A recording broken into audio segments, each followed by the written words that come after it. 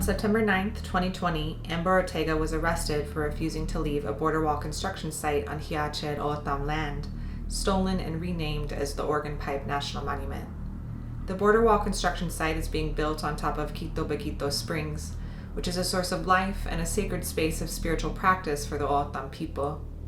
Friends of L&F sat down with Amber Ortega to talk with them about their charges, resistance and occupation on O'odham land, and the significance of the Religious Freedom Restoration Act, or RFRA, concerning their case. Amber has a court date coming up on Wednesday, January 19th, where oral arguments will be heard regarding RFRA. As though of some extension of pure colonialist malevolence, the United States government still does not legally acknowledge the Hia-Ced O'odham people as a federally recognized tribe. In spite of this, Amber and other Hia-Ced O'odham are reclaiming what was taken from them through shared struggle and reconnection with the land.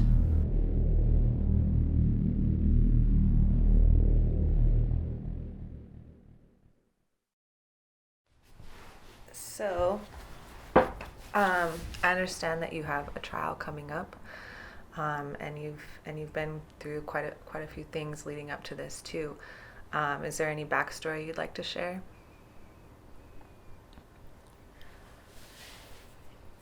Sure. So yes, the trial already happened.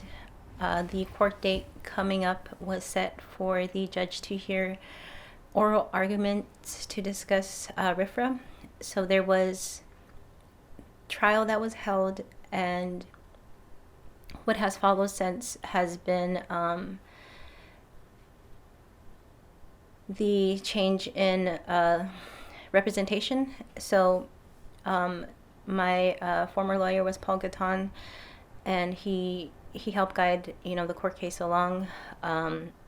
He's the one that originally argued the Religious Freedom Restoration Act in court, and after the trial date, that is when the judge decided to take out the RFRA argument and only keep it as part of her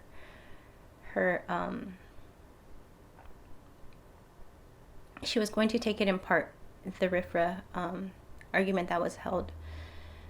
And so prior to leading up to this, so you asked about a backstory. So before trial, there were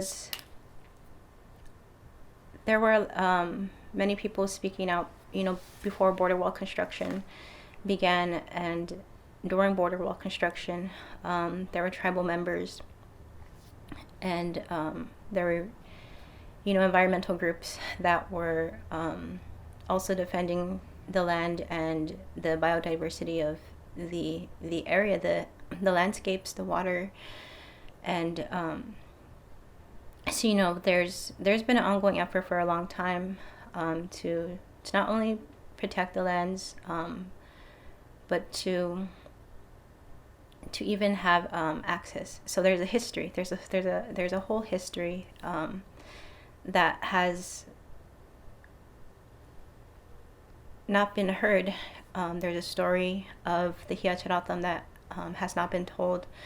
It has been told. I'm sorry. It's been told by many of our elders, and it's a story that we, as a younger generation, must continue on to combat the government's erasure efforts on our people, the Hia-Ced O'odham specifically.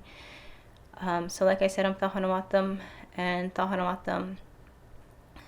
O'odham Nation is a nation. It is federally recognized, and but as we know, there's a history of indigenous lands being downsized, and reservations are not entirely home to all who reside on the reservation. Home exists beyond the borders of of tribal lands and of government and federal lands, and we know that. We've known that as indigenous people, as Hia-Ced O'odham, as Tohono O'odham. We know where our history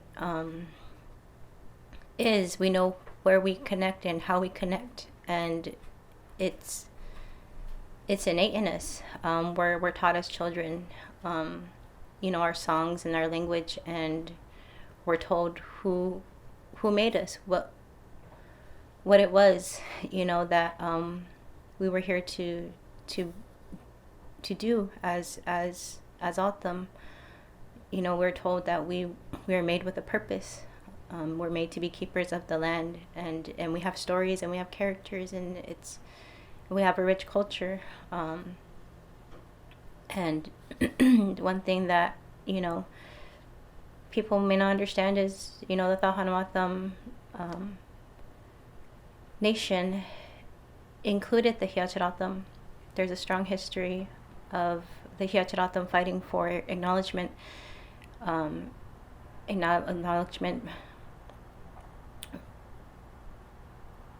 access to lands. There was a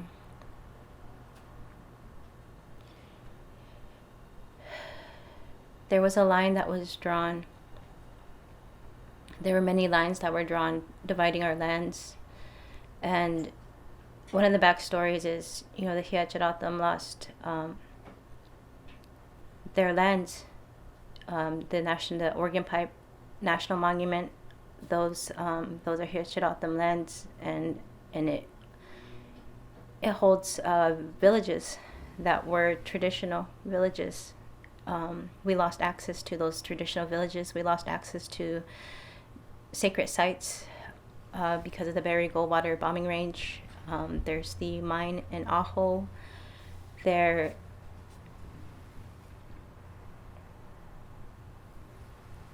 are lands beyond the United States-Mexico border that are Hia-Ced O'odham lands. And so Quitobaquito, it's a known sacred water site. It is currently under the National Park, Organ Pipe National Monument care, and there's irreversible damage that has been done, and as people who are indigenous to these lands, we have seen what harms have done, what lasting damage can be done by decisions made by corporations, by mining operations, by government, by the decisions, on how federal governments, want to use their choose to use land. I'm sorry, I can't say there. That was one thing that was argued in court, was there was a Navajo Nation case brought up, the prosecutor's side, arguing that with federal land, the government can do as they see fit, regardless if there may be harm done, because it's the government's wish.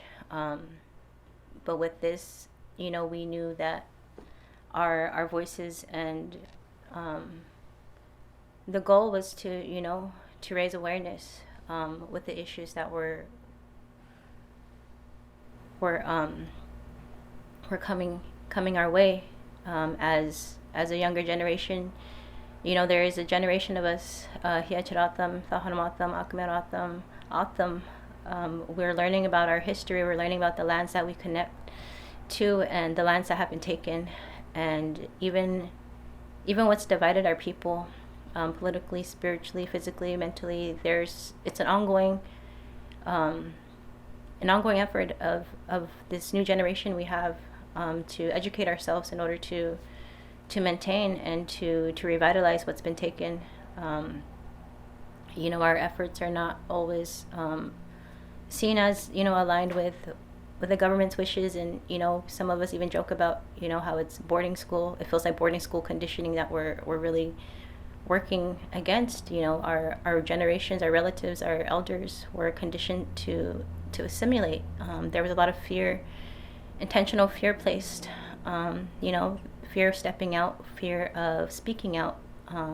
Censorship is real, and we have experienced a lot at the hands of the government, spiritually, even on the Tohono O'odham reservation, there is a strong presence of Border Patrol, now National Park Service, or National, there's the government, the law enforcement, there's military, and we as O'odham live through that. We've been living through that for some time now, and we have been facing some really, we've continually faced some wrong things as a tribe and as O'odham as a whole. And ultimately, it's our time to speak out. It's our time to continue to raise awareness, and so future generations can understand that their voices matter. The efforts and their dreams that they may not believe are possible are entirely possible. We've seen enough happen on our reservations. We've seen enough happen to our people. We've seen enough wrongs done to our people, even by those we trust. Border Patrol agents. There's real death that has happened at their hands that they have not been held accountable for. National Park Service has a history of removing O'odham from their lands.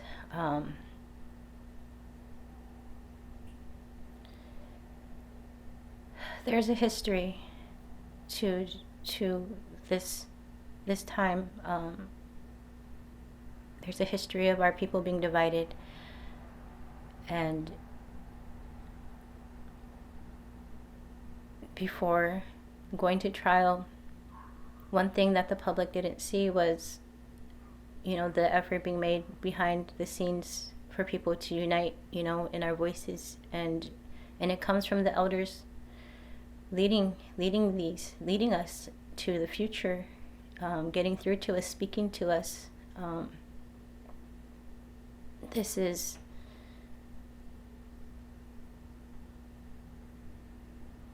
an effort that the government didn't want.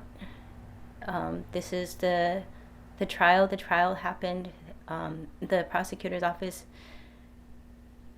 did send a request recently to the judge, requesting that she again deny the motion to reconsider the Religious Freedom Restoration Act.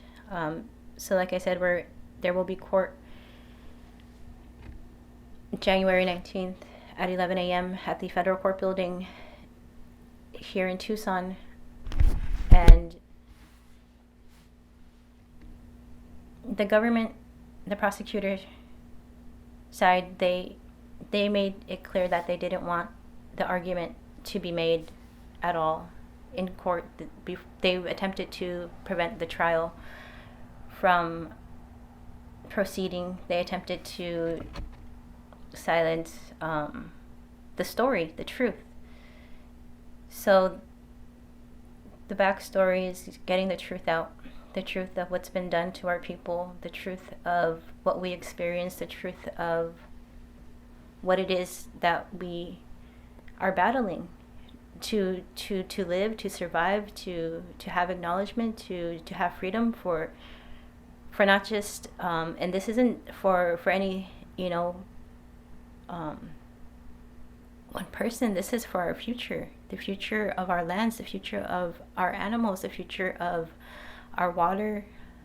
The spring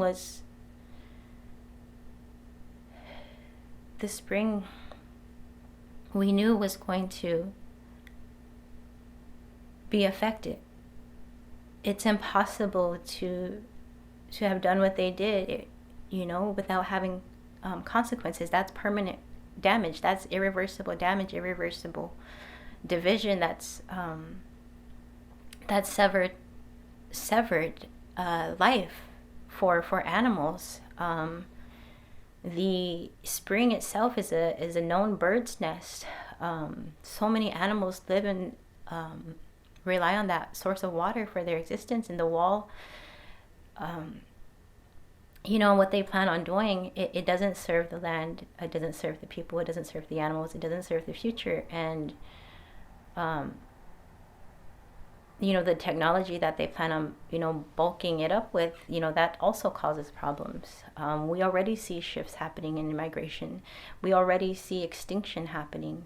And, it's a part of our history again. As Hia-Ced O'odham, there's a battle to combat, the erasure even of who we are as a people, our name, our lands, the connection we have to these lands. And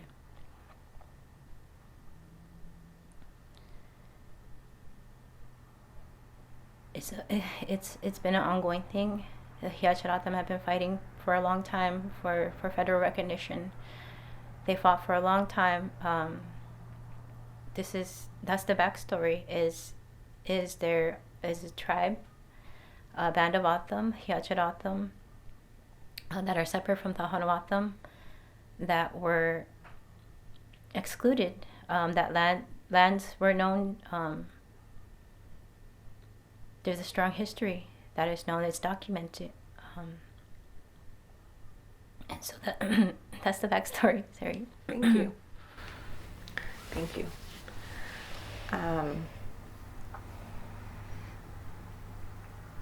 So that's leading up, and then what can you tell us about maybe the day you got arrested, or kind of like leading up to that, and to fill in that part of the story?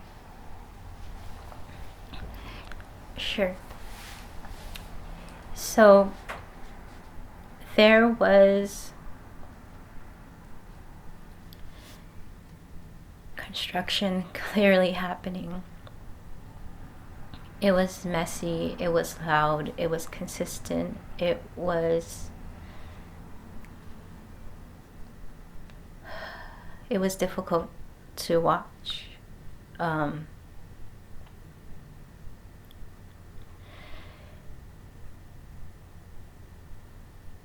We leaned on elders to guide, those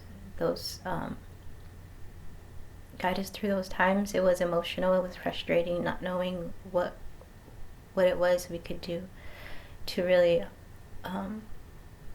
to carry on the story. We were learning about our history, and one of the main things that was encouraged was prayer. This is a spiritual attack. This is the government. This is the battle that has been ongoing since colonization, and all we could do was pray and visit the spring. We could sing, we could be with the land, and it felt important to be there. There was a pull, this constant pull. A lot of us were feeling it was this need to be there, to be with the land. And so I was working at the time, and my job happened to be right off of Highway 86. So I was seeing panel after panel after panel after panel go by. And I was making trips to Quitobaquito. And the day of the arrest, we made a trip. And it was early morning, and the holiday had passed. So, for us, the construction was, we knew it was halted for a second because of the holiday.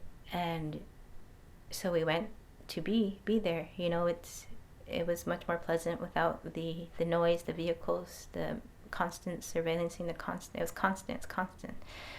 And it was difficult to watch. We saw the groundwater being pumped. We saw groundwater being pumped and sprayed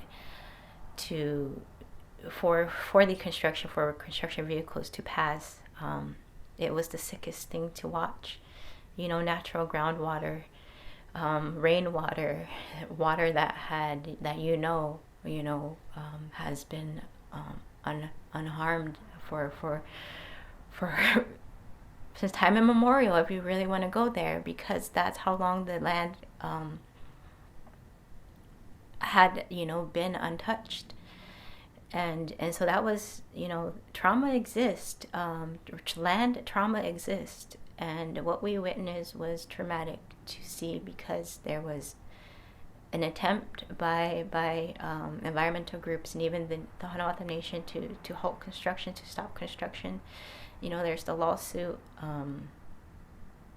and there was fear. There was fear because we knew there was this job happening. We knew it was wrong.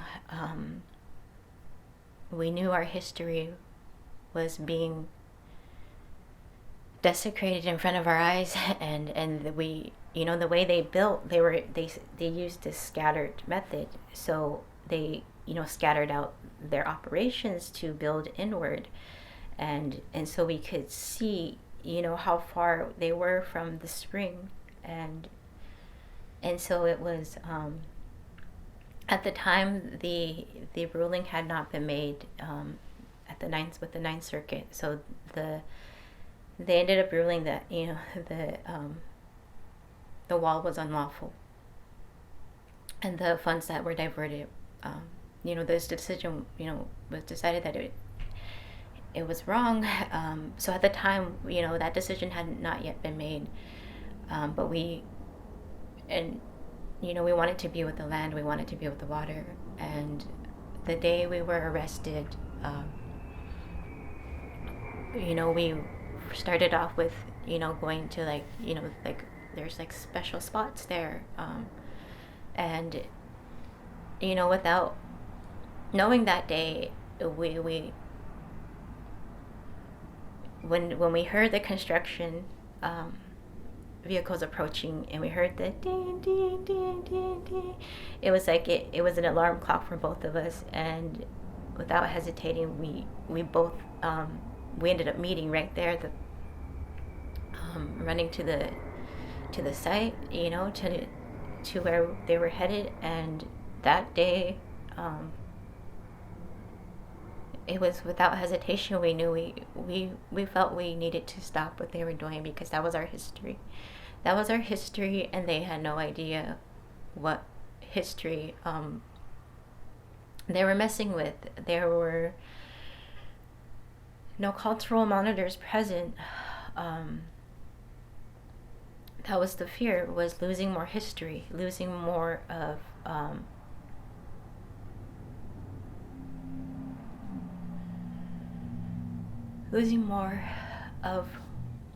what little we had left. And it was our response. It was an innate response. We felt we needed to do without hesitation. And in those moments, there was no sense of wrongdoing whatsoever. We had water, and we had our voices, and we had songs, and we were going to use those things. We were going to speak and sing. And when Border Patrol and National Park arrived, they didn't know what to do with us, because we were singing, because we were refusing to leave our lands. We were refusing to leave, because that was sacred to us. That area was special, is special, will forever be special. And they weren't willing to hear that. It wasn't their job to hear that. It was not their job to empathize with that, to even show respect for that. We could have been cited and released. They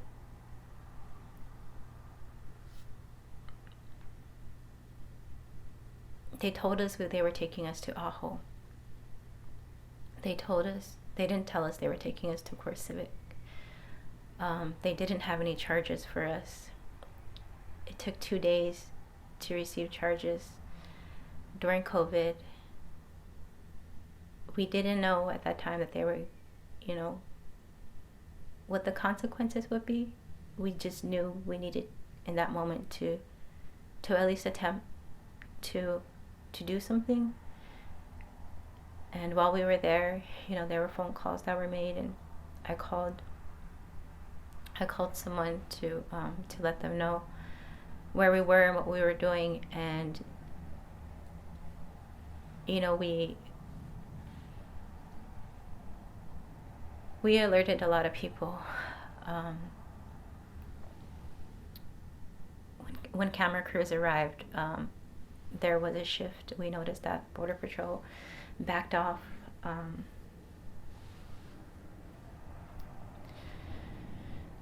It was a long day, and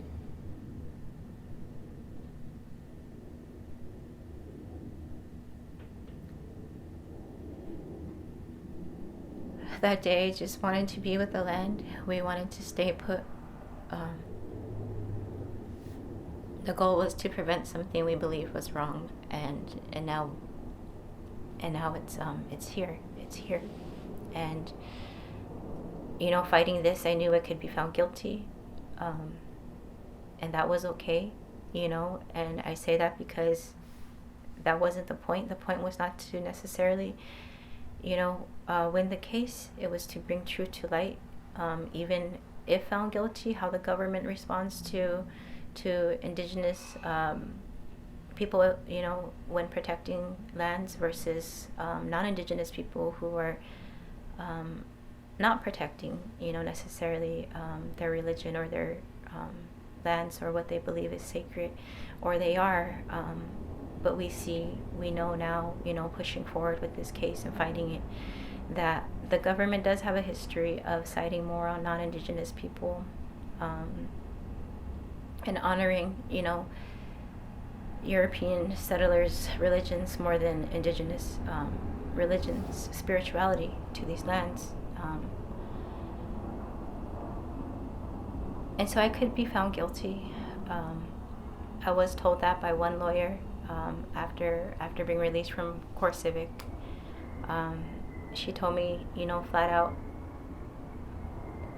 first thing as I sat down, she said, "You're going to lose." And that was heart-wrenching, but I knew then that wasn't the lawyer for me. I'm really grateful right now to have different representation. As soon as she reviewed everything, before reviewing the details, she knew that it was a case she could argue this. It was arguable, and she understood what needed to be done. She could see that the government's decision was based off of a narrow perspective on religion. They wanted to say, so they were saying that the government didn't hold substantial burden, meaning I still had access to Quitobaquito Springs, but the issue was being removed from the entire area. So Quitobaquito and the surrounding lands, the surrounding area, that's a sacredness, that's a sacred site. It includes even beyond what's considered the border. And it was clear, that they didn't understand, and the fact that she was able to see that right away was like this glimpse of hope. Like, okay, thank you, yes, you see it, you understand it, thank you, yes, I want to go to court with you, like, let's go to court, let's argue this. And so that's what will be happening January 19th, and then sentencing will come after. So one of the other things she brought up was the case law. So Navajo Nation, the prosecutor used the Navajo Nation decision, but that also is there's a difference. So on my end, I'm not suing them, or this isn't a civil lawsuit. It's a religious freedom, law. It's a case. They they want to bring up, I feel like they want to bring up, using federal lands as they please to like show their muscle in some way, to flex in some way, to scare other future, efforts made to protect sacred sites, sacred lands. And so that's, they don't want to hear the indigenous perspective. They don't want to hear our side, and they also don't want, it almost feels like the government, the prosecutor side, doesn't feel like they need to respect or acknowledge that this is an indigenous case. This is a case that has been fought for a long time. Our people, a fight to speak and to be acknowledged, to have access. And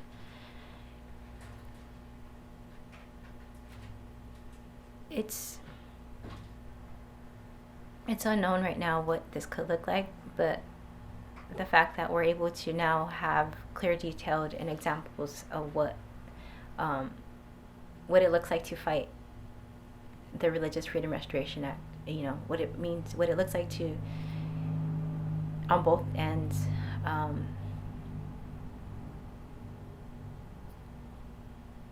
this is just the beginning of so much and the continuation of so much. And so that's the other backstory, is there's a history. There's a history, and the fight for federal recognition is also part of the history. The Hia-Ced O'odham did have a 12th district, under the Tohono O'odham Nation, and that was dismantled. And so there's this ongoing effort for Hia-Ced O'odham specifically to have a voice and to have a seat at the table, in a sense, because there's a tribe, there's a band of O'odham that are alive and have shown unity, and we have O'odham on the other side of the border. There's proof that we're here, and we have this historic connection that can never be necessarily taken away. And that's our story. We're here, and we're going to continue to fight. And there's so many stories of truth that haven't been shared, and we want our future generation to know it's possible. It's entirely possible to really transform things using the culture. That's been the main thing, even through this being redirected with the culture. Is that O'odham Himathak? Is that our Himathak? Is that our way?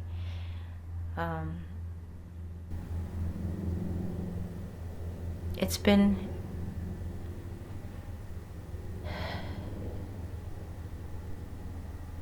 difficult to understand the government, even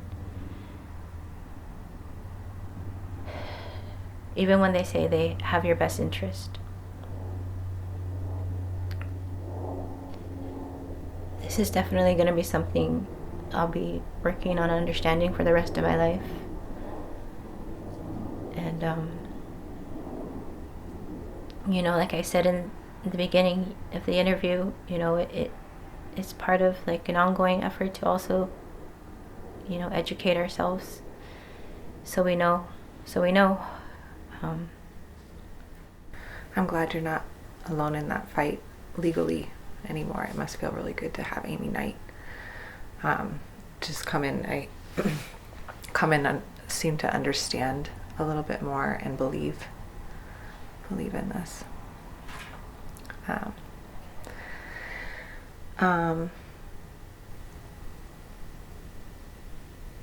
Is there any? I have a couple other questions, but I want to try to keep it open-ended too. What do you want? What do you want people to know?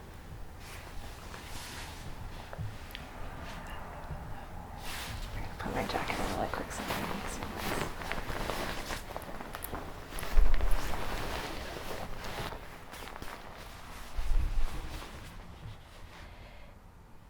The Hia-Ced O'odham are not extinct. The Hia-Ced O'odham are not divided. Our lands may be divided, and even politics may divide us, but we're not a divided people. We're not non-existent. We're real. We're a real band of O'odham that will continue to fight. We have a strong history that we have been kept from. You know, there are sacred sites, for instance, that reside in these places that we are told we're not allowed to access or visit. But we're well aware of, you know, what is where, and we have our elders who have, they have, you know, dreams they want to see carried out. There was a plan before the dismantling of the 12th district for the Hia-Ced O'odham to have lands and a community in Darby Wells near Ajo, Arizona. And in some ways, you know, that's still, in a lot of ways actually, that's still a dream for Quitobaquito to be revitalized, that we will see happen. And the story isn't over. That's another thing. people who are listening, you know, should know is this has been an effort ongoing for a long time to show that we're alive and we're well, and we want, you know, we want our rights back. We want our rights to our lands and to what was taken.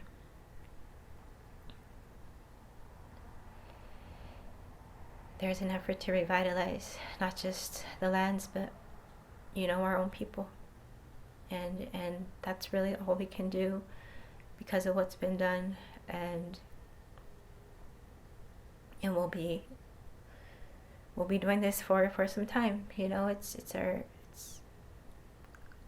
part of our purpose in a way.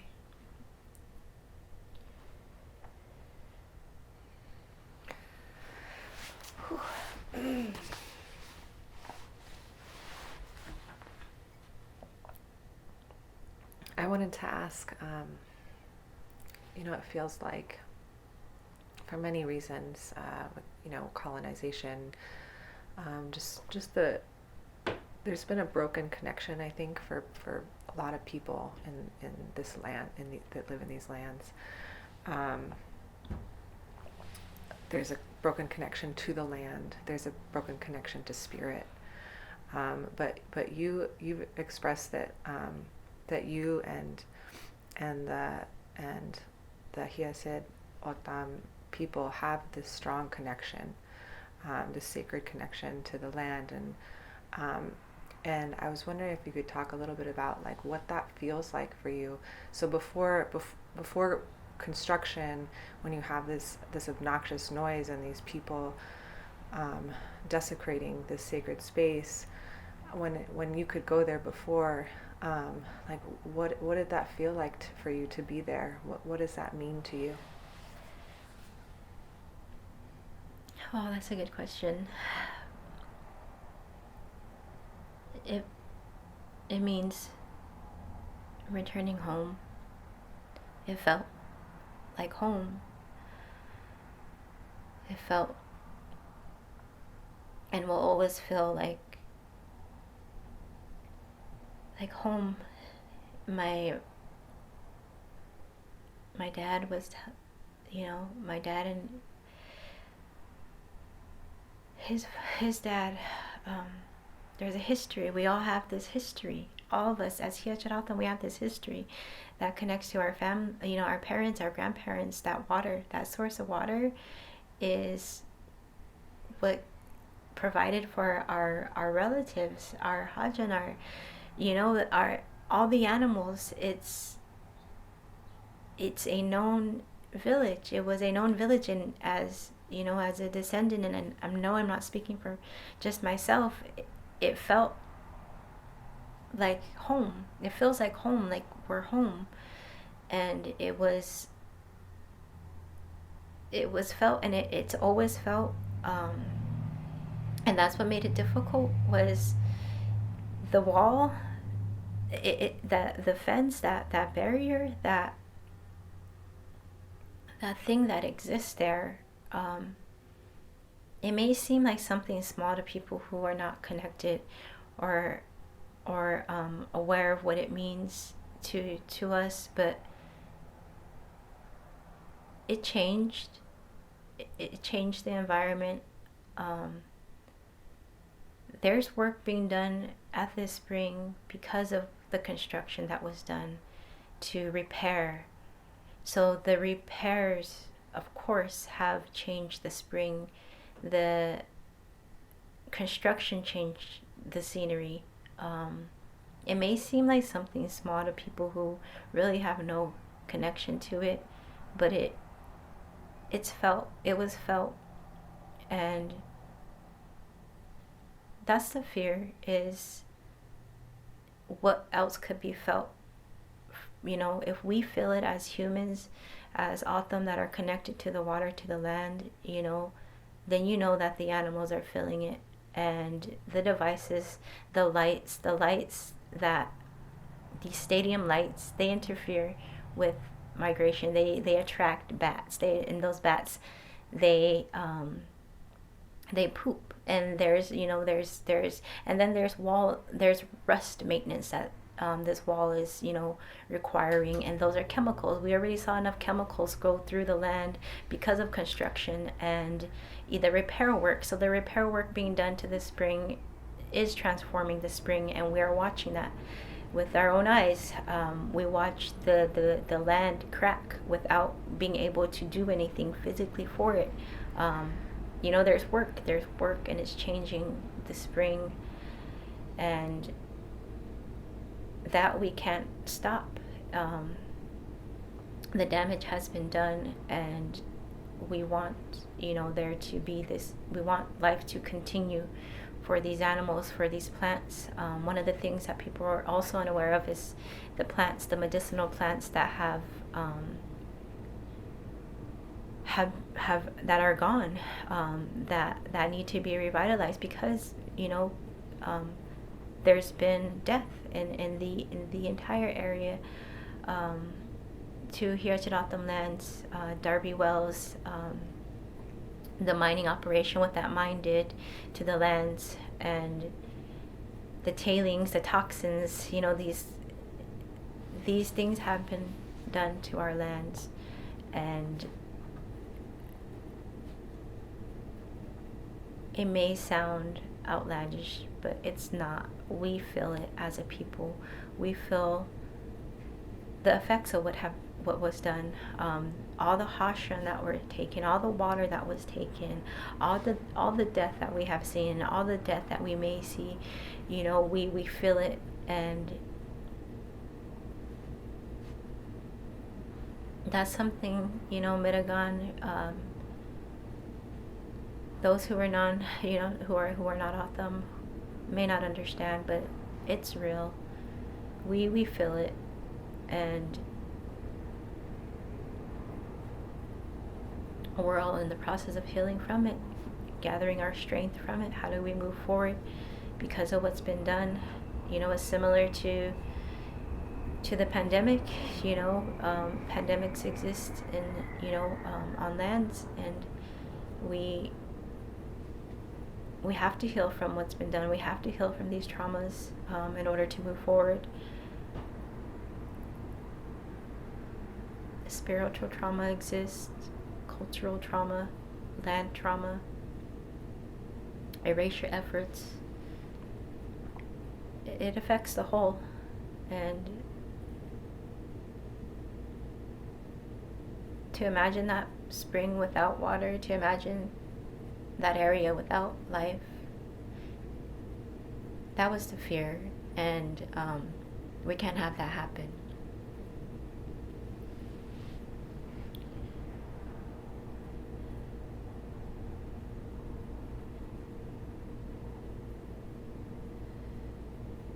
feeling forever connected to that land. You can't change that. Hia-Ced O'odham will always have a connection to that water, to that area. There were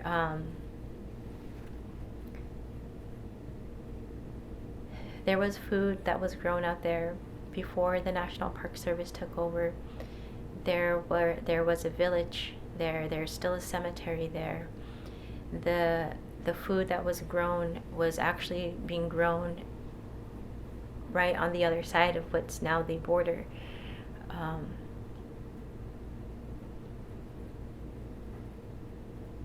And there's a history.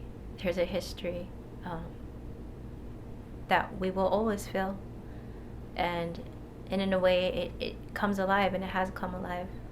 Even with the arrest, the two of us being arrested and removed by the national park, that's also in a document, one of the documents, describing Hia-Ced O'odham and their experiences, their life experiences at the spring, and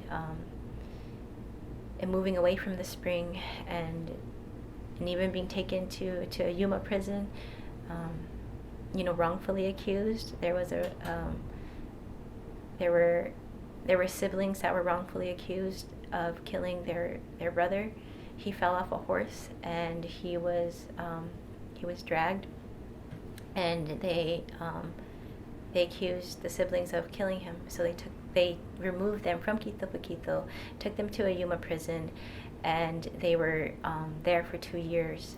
And when they were released, they walked back from Yuma to Quitobaquito, and they saw how drastically different it was, and they saw a decline in who was there. There's a whole history, and so in a way, when we visit, it's revisiting what's been done. It's revisiting, and it's also asking for healing from what's been done. That place is a known, that water is healing, that water is sacred, and it's used by medicine people, on both sides of what's considered the border, by all our people. There's a history of ceremonies, and you can't change that. You can't change the feeling that you can't change that. You just can't.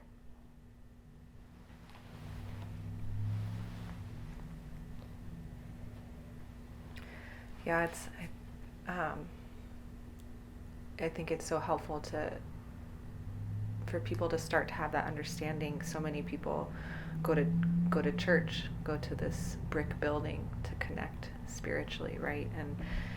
And you're talking about this land that brings you home and connects you to spirit, and that's so powerful. And thank you for sharing that. Thank you for asking that. I feel like that's one of the things, like, people seriously who are not a part of it don't understand. You can't capture that on camera. You can't send that type of feeling to someone to help them understand. You just have to be in it and to know it and to feel it. In some paper, if anything, visiting a sacred place, that's what it is. You can compare it to, if comparing it to a brick building is, what it is for you, people practice different ways of honoring and being in those moments, and the beauty of what we know and what we have on our side is the water, our lands. Like, that is it. We know our mountains, those are our sacred place. That's where we pray. We go to specific sites, and that's what the prosecutor side doesn't understand. That's what the government is fighting against. We've been fighting that since, that's the doctrine of discovery. It has to be a certain way.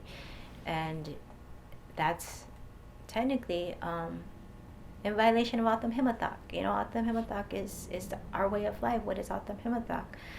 How do we live out the ways that we're supposed to?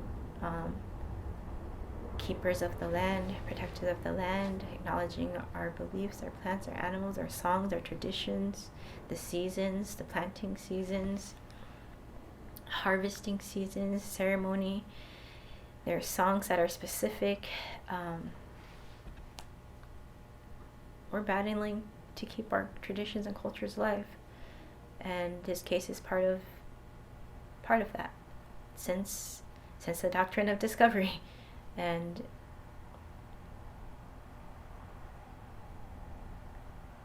again, it is for future generations to understand. They need to understand, for the future.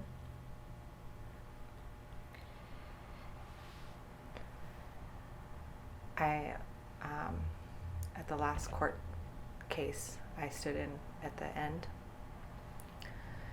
and the government, the legal team on the government, kind of near the end, used the example of someone. He was arguing against RFRA, and he was saying that if someone saw the U.S. Capitol building as a religious site, then that would give them a reason to go and storm the Capitol, or however he put it. But it just showed me what little understanding, like you said, these people have of that. Your family and your family's, your ancestors have this sacred connection to this land, time immemorial, and to just these comparisons that I thought were absurd. Just show it to me, kind of illustrate how little people understand what it means to have a connection to a sacred space, what it means to connect with your family in that way, and to connect with the land, and to compare it to this government building. So strange. Yes, if you watch the footage of the insurrection, and then you watch the footage of the arrest, go ahead, watch both. I watched the insurrection, and it was disturbing. I didn't want to. It wasn't until after, I kid you not, after trial, when the prosecutor side compared what we did to that, my blood started to boil while sitting there. Like, how dare you? How dare you? That is your ignorance speaking. And that's an educated man who clearly does not acknowledge indigenous lands and even cultures. What we did know was not that.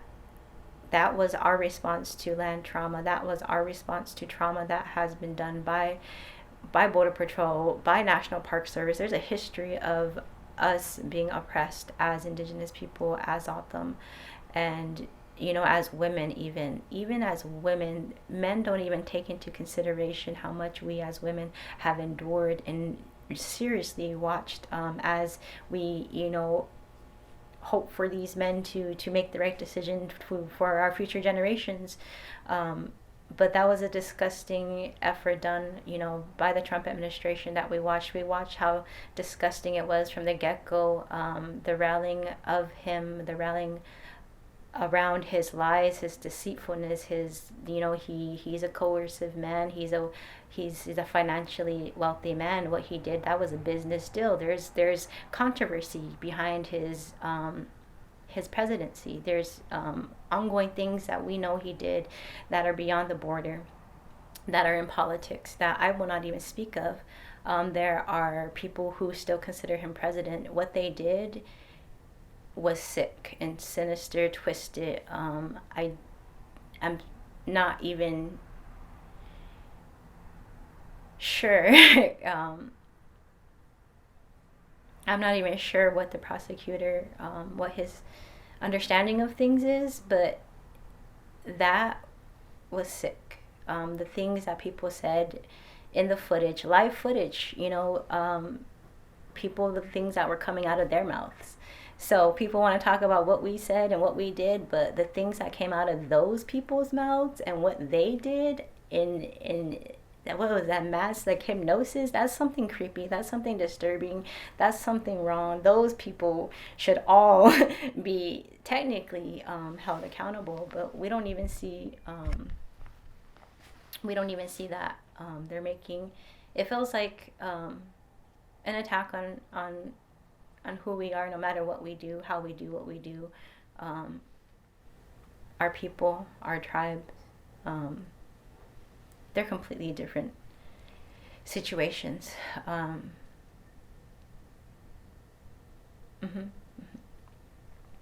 Yeah, I felt my blood boil too when he said that. Yeah, those people, they had that planned. That was planned, premeditated. That took some collaborative effort. Another sick thing done on his behalf.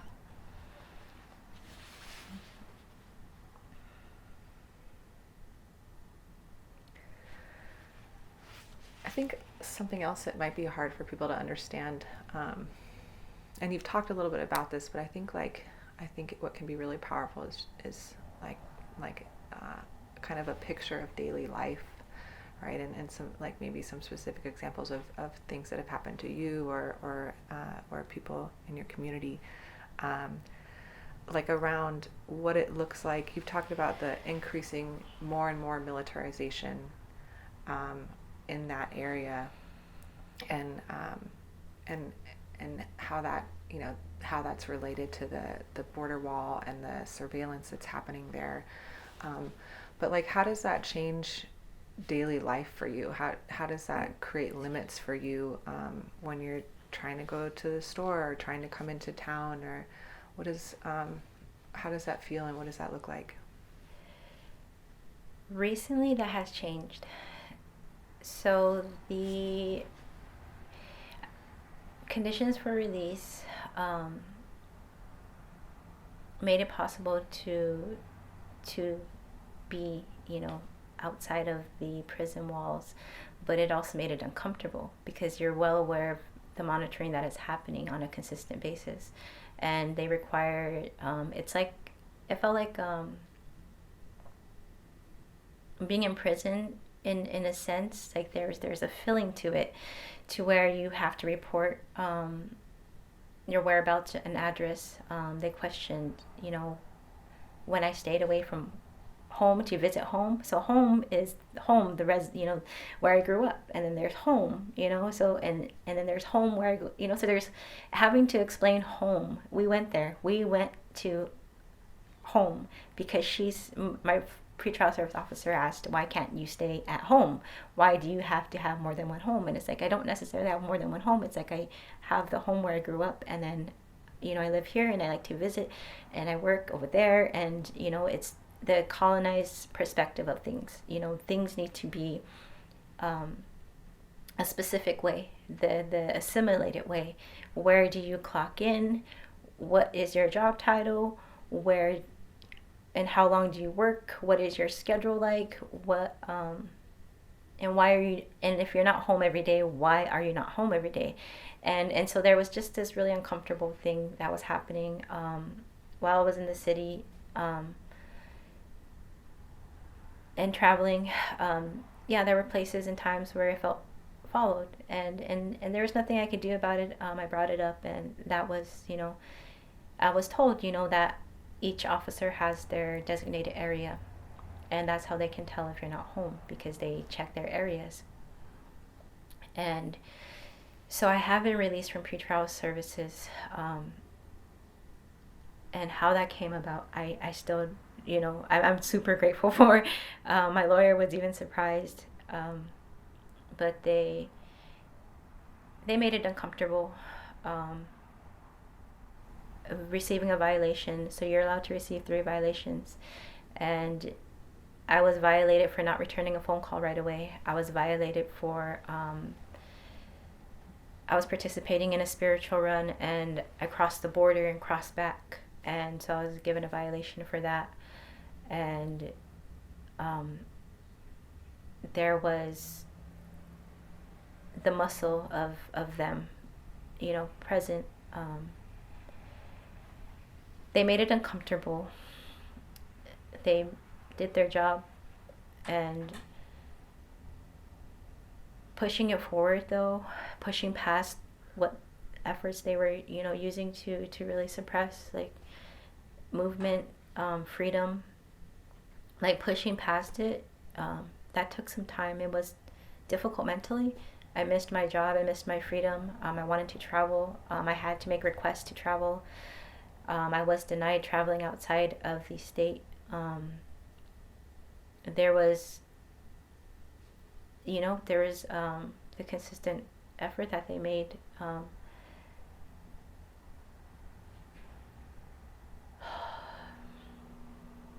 It has taken a lot of strength to get through this. There was a part of me that regretted even agreeing to be released under the pretrial conditions. In the moment, I did feel like staying put maybe would have been the best way to deal with it, only because there's a greater story to this, right? We do go through these things. They want to us to view prison as this thing, to make you never go back. But there's these lessons. There's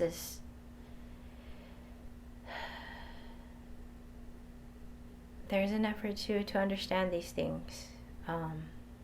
Why is it this way? Why did we, for instance, have to be taken to core civic versus being cited and released?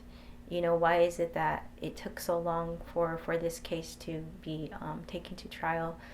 Why is it because there's a large amount of money being put toward prosecuting us. There's month after month after month after month. So we're going on over a year now of this being ongoing. What Nellie Jo David went through, she was in this fight as well, but it wore her down. It mentally wore her down to the point where she was like, you know what, this isn't right. This isn't right. This wasn't right from the get-go. And even in her attempts to defend herself, there's an effort put on silencing her. There's a whole story she has. They haven't made it easy. The amounts of money that have gone into this, though, from the government side, it's disturbing. Core Civic, during the COVID pandemic, they did not have hand sanitizers. They did not have hand soap. They did not have gloves on. We had to advocate for ourselves, and it wasn't until we were taken into we were given cells and our uniforms, or the suit, that we finally had, then we could have soap. But what we experienced is what so many people experience. There's so many wrongs in the government and in the system, and where the money exists, and that's the disturbing part. Money exists there, large amounts of money, and the fact that we didn't get sick was surprising. It was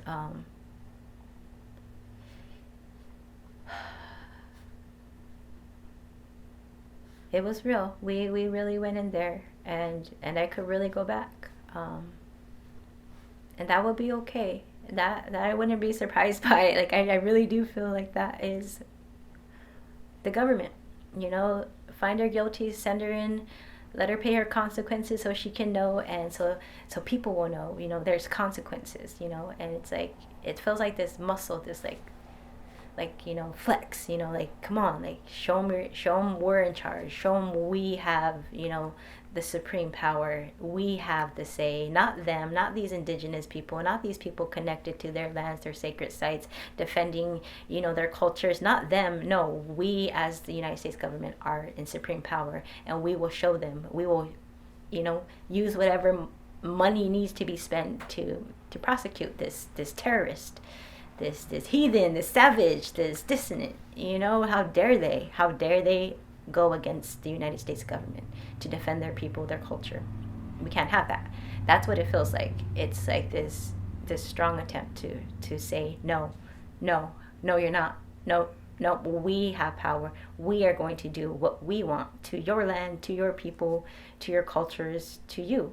And it's like, no. It's just back and forth. Again, I'm so grateful to have this new representation. Amy Knight, she's fought this, and she has this enthusiasm. She's like, let's we're gonna get there. We are going to argue. She's excited. And it helps because it hasn't felt good. But there's this new excitement. So it's approaching the end part of it. They said sentencing could take 6 months after trial. The motion to reconsider RFRA, that's a new decision. So that's exciting news. It's huge.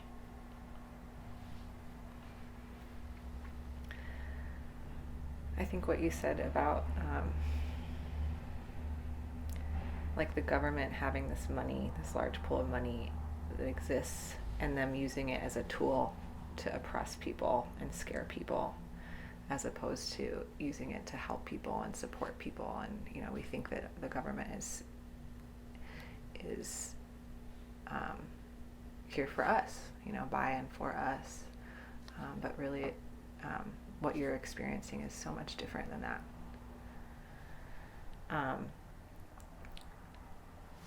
There's also a lot of money that goes into patrolling everyone, right? Patrolling these border patrol checkpoints, the cameras in the desert,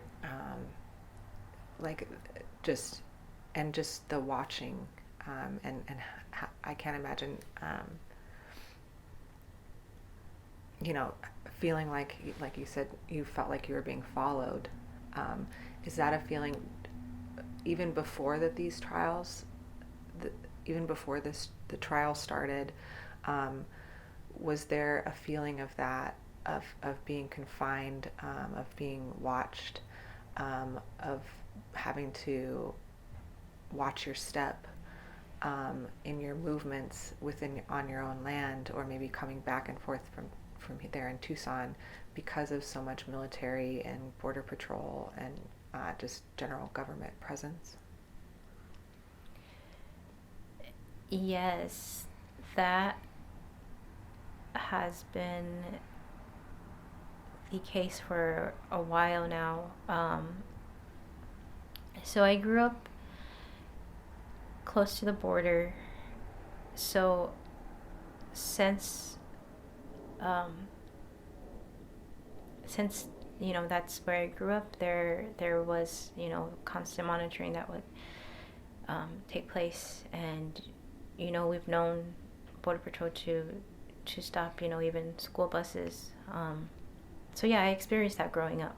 My mom would get pulled over taking us to school, and they would make a point to pick me out of it. My dad was hassled by them. I was hassled by them. My mom, my sister. We have stories of being hassled by them. That started young, and that was irritating because we lived there. These were agents that literally parked across from our home, literally saw every home, every resident, every vehicle, and then in the morning, they would make a point to pick who they wanted to harass. And we couldn't change that. We couldn't stop them from what they did. We could keep them off our property, but that's what I grew up with. checkpoints. Yeah, that was, it's a norm. You grow up feeling that's your life. Helicopters, you know, it's your life. It wasn't until I moved off the reservation for a good length of time, and then when I moved back, I realized that there was a huge difference. What I considered normal wasn't normal. Now I know that I can defend myself. I can still speak up. Yes, we're followed, we're monitored, and it's throughout the reservation. That's our real life. Helicopters in your most peaceful moments. They even do that at Quitobaquito.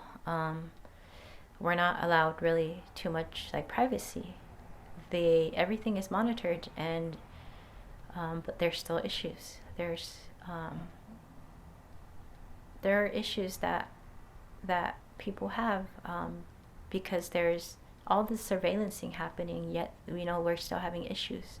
How is it that there's technology set along the borders, and there's equipment, and there's money, and they have access to every means possible to help to monitor things, yet we're the targets? How is it that the people who are indigenous to the lands and who have family connections, how is it that they're the targets, and the things that are unwanted are still present?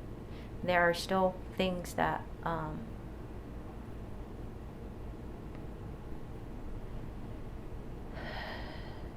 there are still issues we have because of the presence, because of the abuses.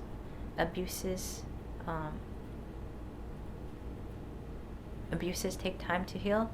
People who are abused have lasting effects. We are monitored people. The Hia-Ced Nation, everyone knows that. And yeah, we don't experience it as much as we do in the reservation versus off the reservation, but it's affected our lives.